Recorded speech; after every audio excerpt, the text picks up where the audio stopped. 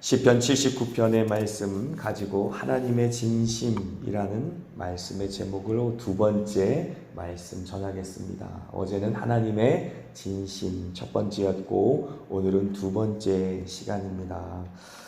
78편을 마무리하면서 우리는 하나님의 백성은 하나님의 말씀을 받은 자들이기 때문에 이 땅 가운데 살아갈 때 하나님의 구원의 증거가 될 수도 있지만 반대로 하나님의 심판의 증거가 될 수도 있다. 그리하여서 긍정적인 측면으로 하나님의 구원의 증거가 되어서 하나님이 살아계심을 이 땅에 증거하는 삶을 살 수 있기도 하지만 반대로 하나님의 심판의 증거가 되어서 이 땅 가운데 하나님이 살아계심을 부정적으로 증거할 수도 있다라는 사실에 대해서 나눠보았습니다. 하나님의 백성은 하나님의 말씀을 받은 자들입니다. 쉐마 이스라엘아 이스라엘아 들으라 라고 하나님께서는 끊임없이 이스라엘 백성들을 향하여서 하나님의 말씀을 주셨어요. 그래서 그 말씀을 듣고 순종하면 복의 길로 갈 수 있겠지만 그 말씀을 버리면 저주의 길로 갈 것이다 라는 말씀을 분명하게 모세를 통해 이스라엘 백성들에게 주셨습니다. 그것을 우리는 율법이라고 합니다. 그래서 오히려 이제 신명기서를 보게 되면 더욱더 확실하게 재차 강조하고 있지 않습니까? 가나안 땅에 들어가는 이스라엘 백성들을 향하여서 하나님의 말씀을 듣고 순종하면 복의 길로 걸어갈 수 있겠지만 하나님과 동행하며 하나님의 영광을 드러내며 살 수 있는 축복의 자손으로 그들은 평생 살겠지만 하나님의 말씀을 버리면 그들은 저주의 길로 갈 수밖에 없다. 가만히 생각해 보면 이것은 하나님이 직접적으로 그들에게 복을 주시겠다, 하나님께서 직접적으로 그들에게 저주를 주시겠다라는 사실 이외에 어떠한 사실을 우리가 알 수 있느냐면 하나님을 멀리 떠난 것이 복의 근원을 버린 것이기 때문에 당연히 저주의 길로 갈 수밖에 없다라는 결과를 우리가 생각할 수 있다라고 하는 것이죠. 하나님이 복의 근원이다. 하나님이 사랑이시다. 하나님으로부터 우리는 모든 각양 좋은 것들을 공급받는다라는 사실을 믿는다면 하나님을 버리고 떠나면 당연히 세상 속에서 저주받고 당연히 세상 속에서 그 모든 삶이 비참해져서 그 모든 가시와 찔레로 말미암아 온몸이 상해서 하나님 앞에 다시 비참한 모습으로 설 수밖에 없다라고 할 수 있는 것이지. 그러므로 하나님께서 직접적으로 저주하셨다, 하나님께서 직접적으로 심판하셨다라는 사실 이외에도 우리가 조금만 생각해도 복의 근원 되신 또 우리의 보호자 되신 우리의 산성이 되신 우리의 방패가 되신 주님을 떠나게 된다면 세상 속에서 늑탈당하고 우리가 참으로 진멸의 그러한 대상이 될 수밖에 없는 그러한 저주 아래에 처할 수밖에 없다라는 사실을 우리는 알 수 있습니다. 그러므로 사실 오늘날 너희들은 택하라 라고 말하지 않습니까? 여호수아가 끊임없이 강조하는 것처럼 오늘날 너희들이 섬길 자를 택하라 라고 말씀하고 계시는 것이지.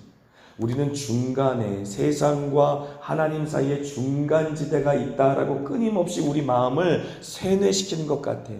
또 세상도 마찬가지로 하나님과 세상 사이에 중간에 어중간한 지대가 있어서 하나님을 잠깐 떠나고 세상과 함께 우리가 어우렁 살아도 될 것처럼 생각하는 마음이 우리 마음속에 계속해서 시험처럼 찾아온다라고 하는 것이죠. 그런데 우리도 경험적으로 알 수 있지 않습니까? 하나님을 조금만 떠나도 세상 가운데 끊임없이 우리 마음을 공격해 들어오고 또 우리가 저주 아래 우리를 유혹하는 세력들이 우리 가운데 있기 때문에 하나님을 택하든지 아니면 세상을 택하든지 둘 중에 하나지 중간지대는 없다라는 사실을 끊임없이 우리가 경험적으로도 경험합니다. 하나님이 말씀으로도 그렇게 경고하실 뿐만 아니라 이 땅을 살아가는 믿음의 사람들은 하나님을 벗어나면 곧 세상 가운데 늑탈당하고 세상이 우리를 조롱거리로 삼는 것을 금방 경험하는데 우리는 어느새고 다시 하나님의 품에서 떠나서 세상에서 방황하는 것이 양떼의 본성이다라고 하는 것이죠. 그래서 양떼들은 항상 그릇 행하여 각기 제갈 길로 간다고 하는데, 예수님의 모습 역시도 100마리 양 중에 이제 그 길을 벗어난 한 마리의 양을 찾기 위해 떠나는 모습이 예수님의 모습이 아니겠습니까? 그렇습니다. 우리는 정말로 양 같아서 그릇 행하고 자꾸만 주님의 품을 벗어나려고 해요. 그래서 세상 가운데 고생하다가 참으로 계속 얻어맞다가 주님 도와주세요, 주님 도와주세요, 주님 도와주세요 라고 매 하고 계속 이제 부르짖을 때 주님이 아이고 너 또 그랬니? 하고 찾아오셔서 우리를 품에 안으시고 다시 씻겨주시고 푸른 초장 맑은 물가로 우리를 이끌어가 주시는 것이 우리의 인생이 아닙니까? 그런데 이스라엘 백성의 역사도 똑같았다라고 하는 것이에요. 그래서 우리의 개인적인 인생과 더불어 이스라엘의 역사를 살펴보면 그들의 역사도 똑같았다. 이 시편 79편은 바벨론의 포로로 끌려간 이제 이스라엘 백성들의 모습을 예언적으로 우리에게 주신 말씀인데, 그들은 결국 하나님의 말씀 가운데 살지 못하고 그 말씀에서 벗어나서 살다가 결국은 이방 백성들의 공격으로 말미암아 계속해서 늑탈당하다 결국은 바벨론이라고 하는 큰 나라에 포로로 끌려가고 말지요. 그래서 70년 동안이나 노예로 또 살게 됩니다. 안 그래도 주님께서 노예로 살던 이스라엘 백성들을 그들의 신음소리를 들으시고 그들의 아픔을 함께 공감하시다가 모세라고 하는 사람을 통해서 구원해 내시고 그리고 가나안 땅이라는 약속의 땅을 주셨는데도 불구하고 그 땅 안에서도 하나님의 말씀을 온전히 믿음으로 받고 순종하지 못하다가 결국은 그들이 포로로 끌려가서 조롱거리가 되었다라는 것이 오늘 시편의 내용이에요.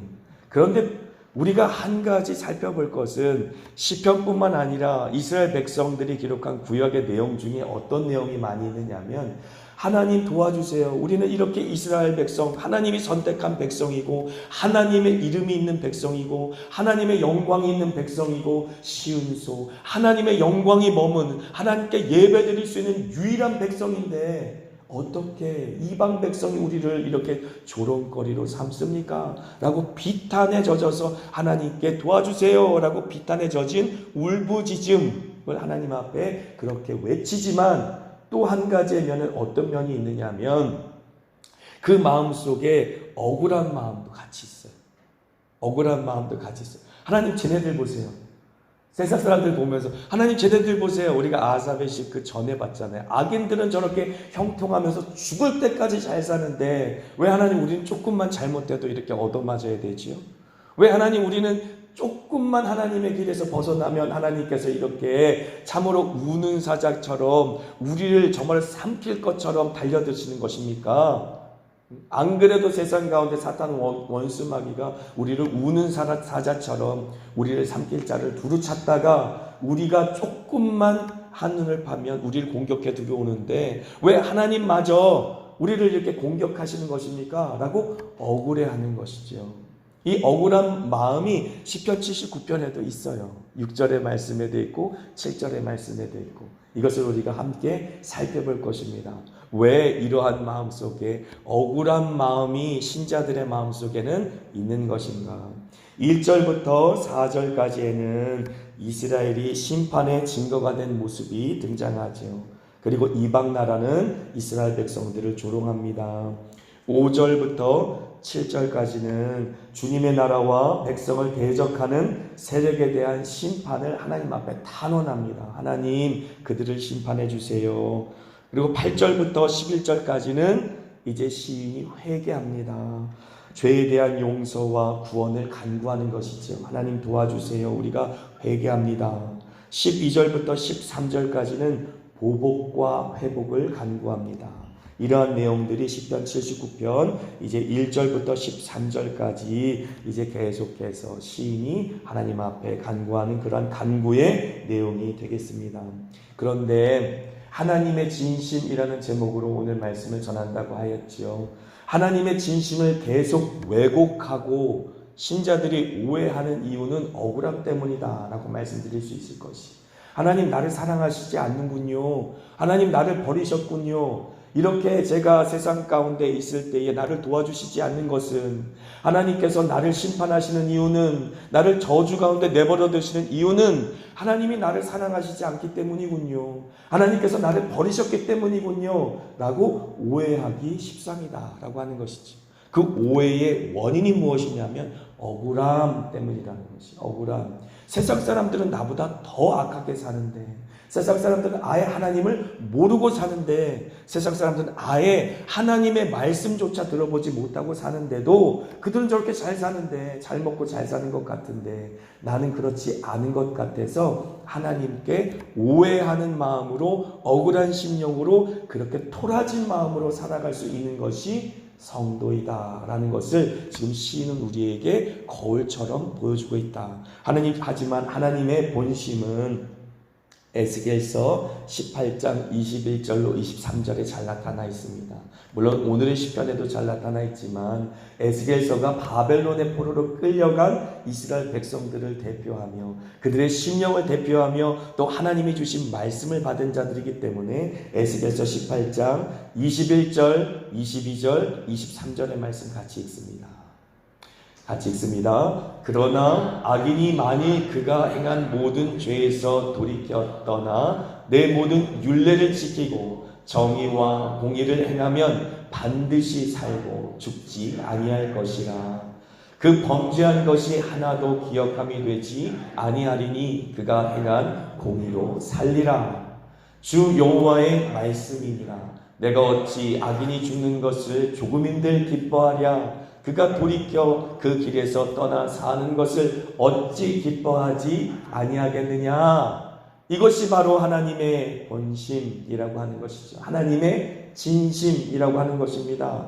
경로를 이탈하였습니다. 경로를 이탈하였습니다. 어디서 많이 들어본 말씀이시죠.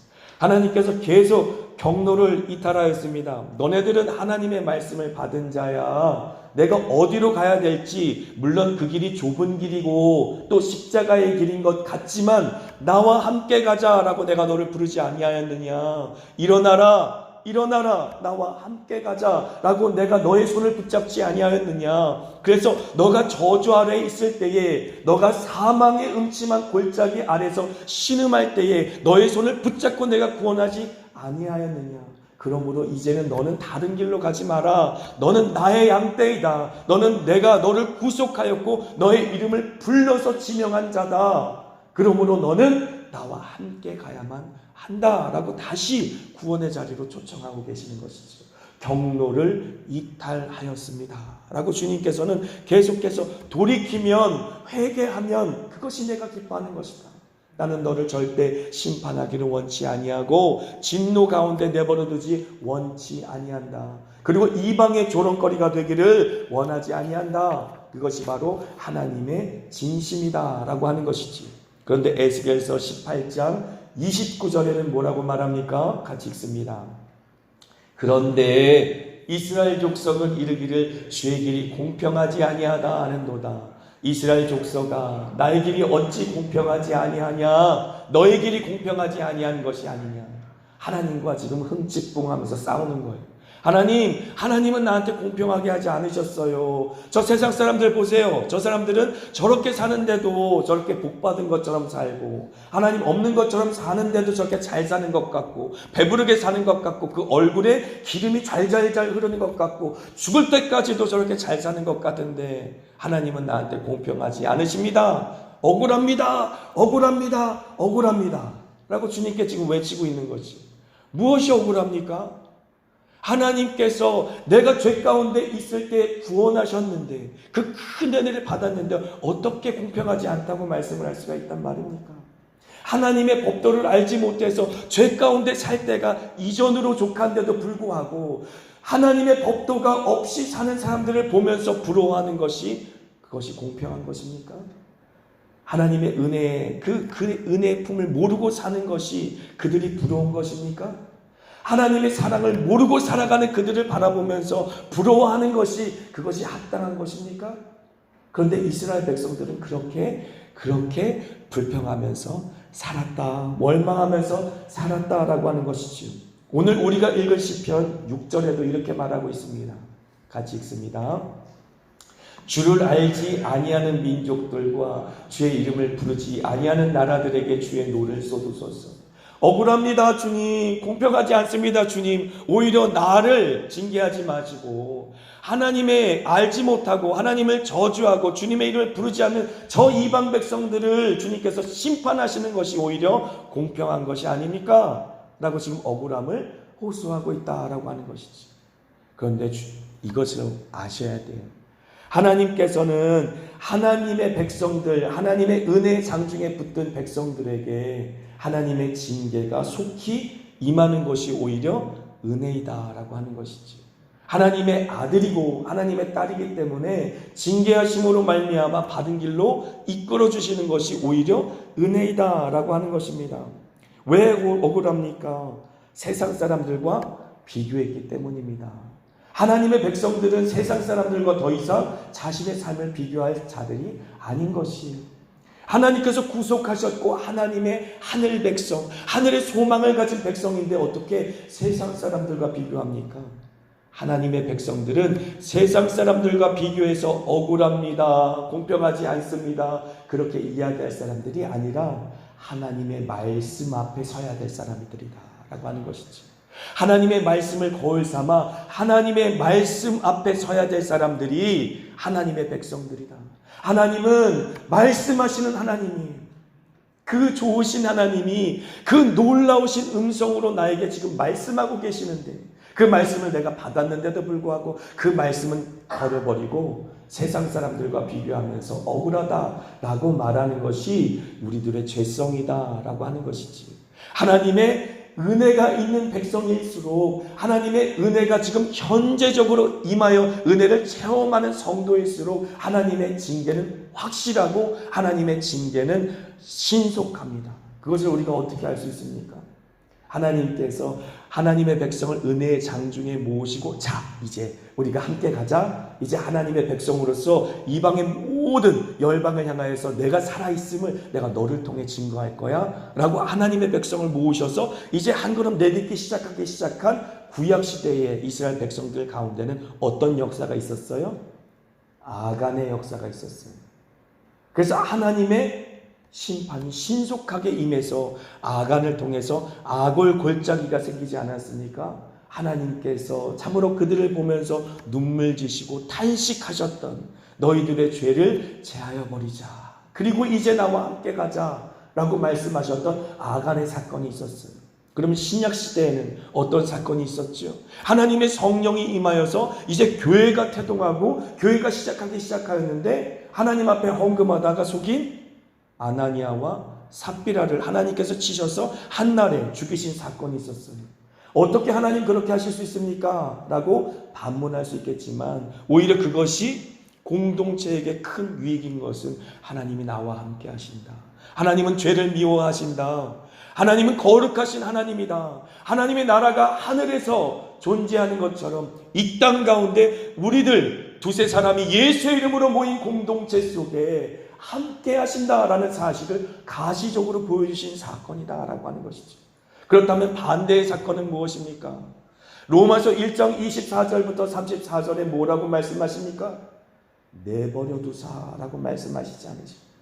하나님께서 하나님의 진노 가운데 심판받을 사람들을 내버려 두시는 것이, 그것이 하나님의 사랑이 떠난 증거다 라고 하는 것이, 오히려 하나님이 사랑으로 부르신 당신의 백성들은 하나님께서 깨끗이 씻기시고 또 거룩한 보혈로 덮으셔서 하나님의 의로운 백성이라 칭함을 받을 수 있도록 그렇게 은혜 가운데 붙들어 주시는 것, 그것이 바로 하나님의 백성들이 누리는 이 땅에서의 은혜다라고 하는 것이. 그러므로 하나님께서 시시때때로 우리를 징계하시는 것을 기뻐하십시오. 토닥토닥 치시면서 얘야 그 길로 가면 안 돼, 큰일 난다, 그 길은 사망의 길이야 라고 돌이켜주시는 것이 은혜입니다. 그러므로 믿음의 사람들은 세상 사람들 앞에 서서 그들과 비교할 사람이 아니에요. 항상 하나님의 말씀을 대면하며 그 말씀 앞에 나를 세우고 나를 비춰봐야 될 사람이다 라는 사실을 잊지 마십시오. 세상과 비교하면 시험 듭니다. 세상과 비교하면 세상에 물들게 되는 것이에요. 하지만 날마다 하나님의 말씀 앞에 서면 우리가 정결케 되고 그 말씀의 은혜 때문에 그 보혈의 능력 때문에 우리의 심령이 새로워진다라고 하는 것이죠. 에스겔서 19장 30절로 32절의 말씀 같이 읽습니다. 주 여호와의 말씀이니라. 이스라엘 족속아, 내가 너희 각 사람이 행한 대로 심판할지라. 너희는 돌이켜 회개하고 모든 죄에서 떠날지어다. 그리한즉 그것이 너희에게 죄악의 걸림돌이 되지 아니하리라. 너희는 너희가 범한 모든 죄악을 버리고 마음과 영을 새롭게 할지어다. 이스라엘 족속아, 너희가 어찌하여 죽고자 하느냐? 주 여호와의 말씀이니라. 죽을 자가 죽는 것도 내가 기뻐하지 아니하노니 너희는 스스로 돌이키고 살지니라. 아멘. 하나님의 은혜의 그 품에서 떠나서 이미 사망의 음침한 골짜기에 있는 사람들이 죽어가는 모습도 하나님은 아파하신다.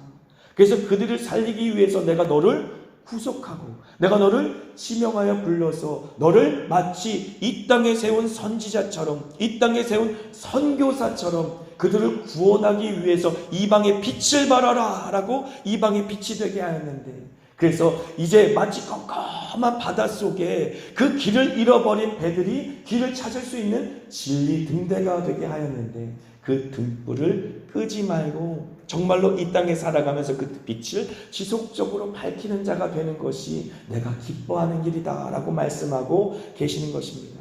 사명을 잃어버리는 길이 하나님을 오해하고 또 하나님 앞에 억울해하며 세상 사람들과 비교하면서 시험 든 마음이다 라고 하는 것이지, 그 시험 든 마음에서 벗어나서 다시 한번 진리의 빛 가운데로, 생명의 빛 가운데로 돌아와라 라고 주님께서는 구원의 초청을 하고 계시는 것입니다.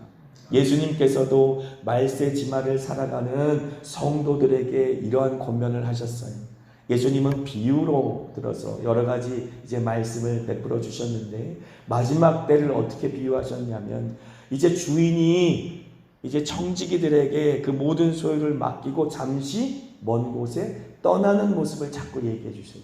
그러니까 예수님의 초림과 재림 사이를 살아가는 우리들의 모습이죠. 예수님께서 곧 오신다라고 말씀하시면서 우리에게 이 세상을 맡겨주시고 간 것이, 이 세상의 사망의 음침한 골짜기에 죽어가는 사람들을 맡겨주고 가셨다라고 하는 것이죠.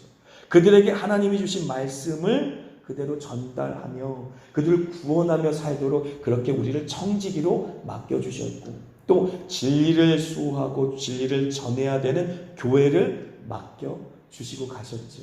그런데 악한 청지기들은 어떻습니까? 이제 예수님 금방 오지 않으시는구나 라고 먹고 마시며 흥청망청 세상에서 즐기며 살아갔다라고 말해요. 뿐만 아니라 이 세상 사람들을 학대했다라고 말합니다. 종들을 학대하며 살아갔다. 그런데 주인이 와서 딱 보니까 어떤 종은, 어떤 청지기는 때를 따라 이 세상 사람들을 끊임없이 하나님의 말씀으로 먹이고 있더라. 그런 종들은 어떻게 하신다고 했어요? 주님이 그들을 칭찬하고 그들에게 더 많은 소유를 맡긴다고 말씀하셨어요. 그래서 누가복음 12장 47절과 48절 같이 읽지요. 주인의 뜻을 알고도 준비하지 아니하고 그 뜻대로 행하지 아니하는 종은 많이 맞을 것이요. 잠시만요. 47절 그때 보죠. 많이 맞을 것이요. 저는 이 말씀이 참 굉장히 직설적이구나 라고 생각했어요. 많이 맞을 것이요. 종의 뜻을 알고도, 아는데도 준비하지 아니하고 그 뜻대로 행하지 아니하는 종은 많이 맞을 것이요. 48절. 알지 못하고 맞을 일을 행한 종은 적게 맞으리라. 물은 많이 받은 자에게는 많이 요구할 것이요 많이 맡은 자에게는 많이 달라 할 것이라 라고 말씀하고 계시는 거죠. 하나님께서는 우리에게 큰 은혜를 주셨습니다. 큰 사랑을 주셨습니다. 그 사랑이, 그 은혜가 사명이라고 하는 것이죠. 그 사명대로 오늘 한날 살아가실 때 하나님께서 맡겨주신 것들, 그 맡겨주신 것을 누릴 뿐만 아니라 세상 사람들에게도 나눠주어 그들이 영적으로 기갈하고 지금 영적으로 핍절하여 죽어가지고 있지 않습니까? 특별히 세상 가운데는 교회를 떠나 신앙을 떠나 살아가는 사람들이 너무나 많이 있어요. 그것이 마지막 때의 증거입니다. 주님의 초림과 재림 사이를 살아가는 우리들에게 하나님께서 아직도 은혜를 주셔서, 아직도 사랑을 부어주셔서, 아직도 믿음과 소망을 부어주셔서 이렇게 예배당에 나온 것 자체가 사명이다라고 하는 것입니다. 하나님을 바라보고 예배할 수 있는 것 자체가 은혜다라고 하는 것입니다. 이 세상에는 예배당에 못 나오는 사람들이 많이 있어요. 시험 들고 그 마음속에 눌림이 있어서 예배하지 못하는 사람들이 많이 있다라고 하는 것입니다. 그럼에도 불구하고 우리는 예배당에 나와서 말씀을 듣고 찬송을 부르고 기도를 하고 하나님의 말씀 안에서 그 은혜 안에서 그 품 안에서 그 은혜를 누리고 사는 것이 많이 받은 자의 증거입니다. 이것이 우리에게 사명일진데 이제 기도하시고 세상 속으로 오늘도 파송되실 때에 그 사명 주님이 주신 은혜로 넉넉히 감당하시는 저와 여러분이 되기를 축복합니다.